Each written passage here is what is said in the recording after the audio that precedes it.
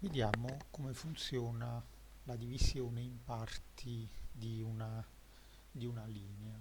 Allora, innanzitutto creiamo una linea andando su vettori, punti, inseriamo un primo punto, con CTRL C e CTRL V lo duplichiamo.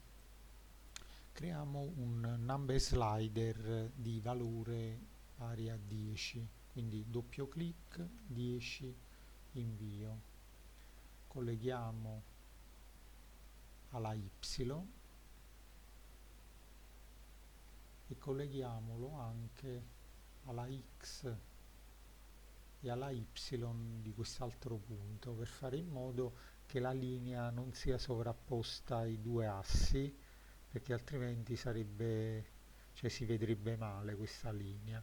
Ora, per creare una linea, doppio clic, linee, prendiamo una linea per due punti e colleghiamo il punto A e il punto B. Abbiamo quindi ottenuto una linea.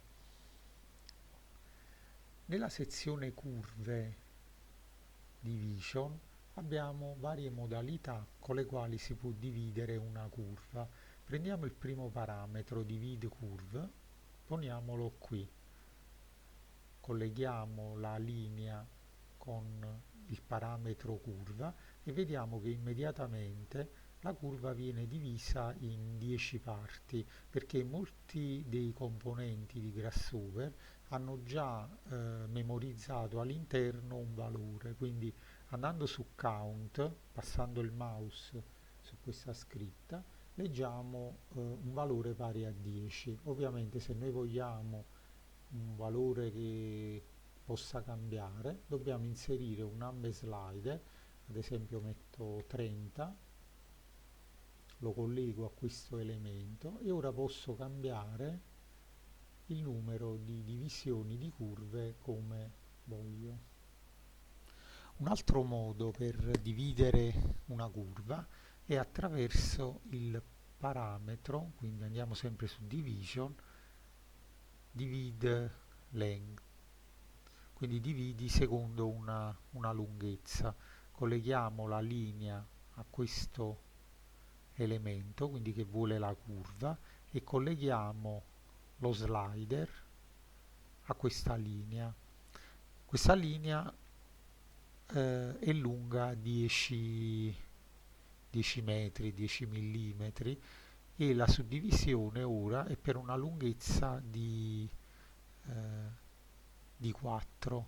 Quindi se io inserisco 1, lui mi divide la linea in 1, 1, 1, 1, quindi tutte parti uguali pari a 1. Andando ad aumentare, lui partendo dal punto, da questo punto, divide quindi 3, 3, 3 è quello che resta.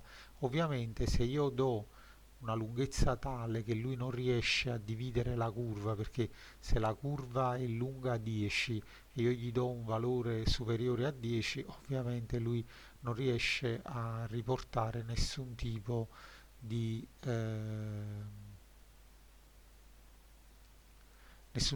risultato. Quindi con questo possiamo dividere una curva tramite una lunghezza. Tutti questi metodi per dividere le curve sono molto utili per creare dei 2D particolari che ci permettono poi di creare delle forme 3D altrettanto particolari. Il componente dividi per distanza fa più o meno la stessa cosa che faceva il precedente, quindi colleghiamo la curva, colleghiamo il number slider alla distanza e lui ci divide la curva secondo la distanza riportata all'interno di questo elemento.